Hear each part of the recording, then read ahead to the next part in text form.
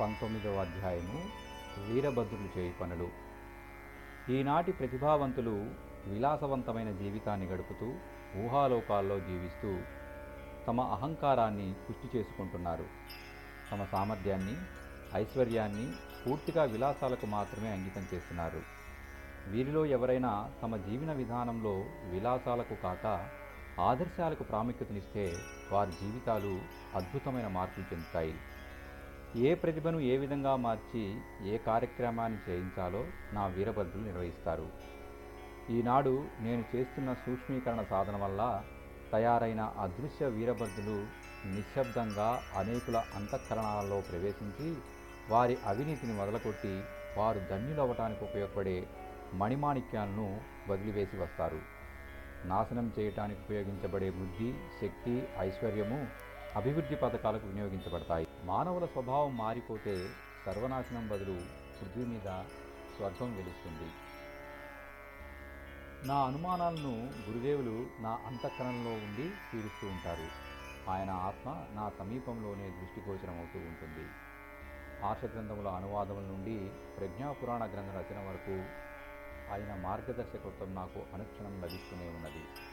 నా వాక్కు ఆయన పలుకులనే పలుకుతుంది. గుర్రం ఏ విధంగా స్వారీ చేసేవాడి సంకేతాలకు అనుగుణంగా దిశను, వేగాన్ని మార్చుకుంటుందో అలాగే గురుదేవుల ఆజ్ఞానుసారం నేను చేసిన ప్రతి పని జరుగుతుంది. బ్యాటరీ ఛార్జ్ చేయుటకు ఆయన నన్ను హిమాలయాలకు పిలిచినప్పుడు కూడా ఎక్కువ మాట్లాడరు. శానిటోరియంలో బలహీనుల ఆరోగ్యము బాగుపడినట్లే హిమాలయాలలో నాకు అదే ఉపలబ్ధి లభిస్తుంది. గురుదేవులు నేను పరస్పరం మాట్లాడే సంఘటనలు చాలా అరుదు. ఈసారి సూక్ష్మీకరణ ప్రక్రియను, సాధనా విధిని పూర్తిగా అర్థం చేసుకున్నాను.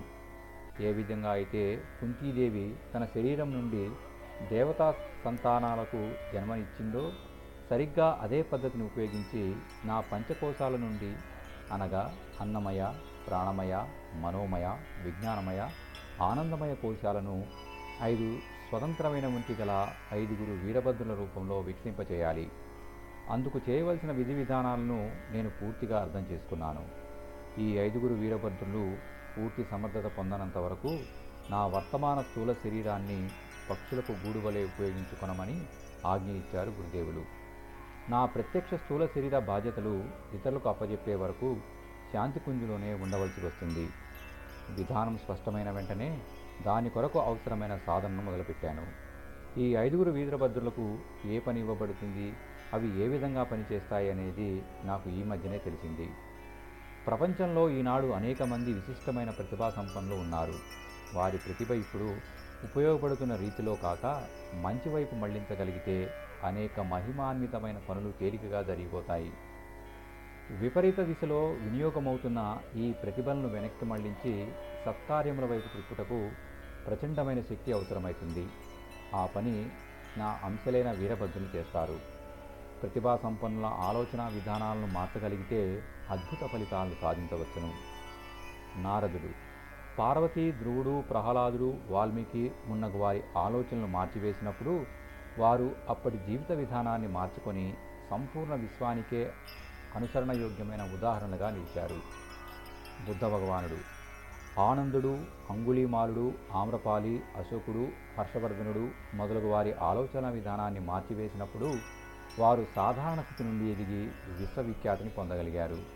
విశ్వామిత్రుడు సత్యయుగంలో హరిశ్చంద్రుడిని సామాన్య రాజుగా ఉండనివ్వకుండా ఎంత గొప్పగా తీర్చిదిద్దాడంటే కలియుగంలో అతని నాటకాన్ని చూసి ఒక సాధారణ వ్యక్తి గాంధీజీగా మారి విశ్వ ఆదరణకి పాత్రుడయ్యాడు.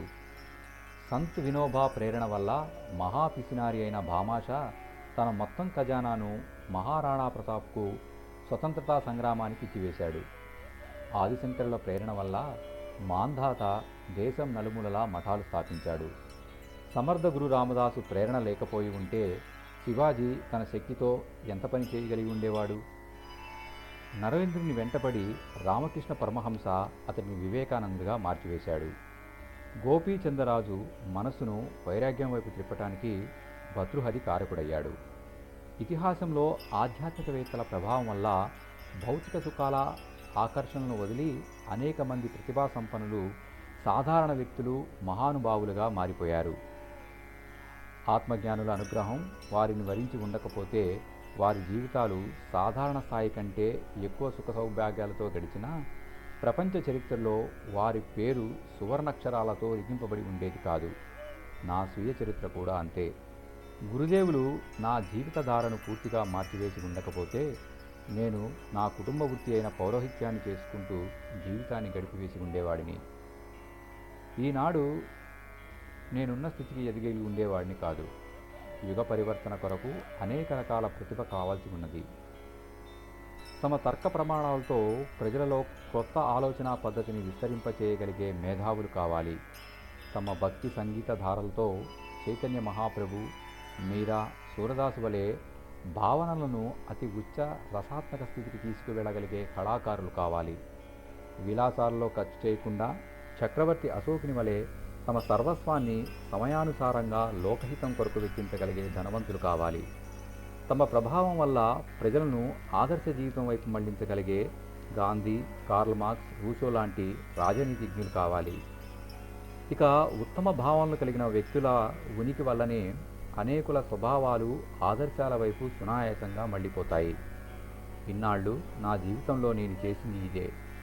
లక్షల మంది వ్యక్తుల ఆలోచనా పద్ధతుల్లో మార్పు తీసుకువచ్చి లోక కళ్యాణ కార్యాల్లో తమ సర్వస్వాన్ని అర్పించగలిగే మానసిక దక్షత వారిలో తీసుకొని వచ్చాను. నా స్థూల శరీరమే ఇంత పెద్ద పని చేయగలిగినప్పుడు నా ఆత్మ అంశములైన వీరభద్రులు ఇంతకంటే అనేక రెట్లు ఎక్కువ పనిని ఖచ్చితంగా సాధించగలుగుతారు. రాబోయే రోజుల్లో అనేక రకాల దుష్ప్రవృత్తులను సమూలంగా పెకిలించి ధ్వంసం చేయవలసి ఉంది.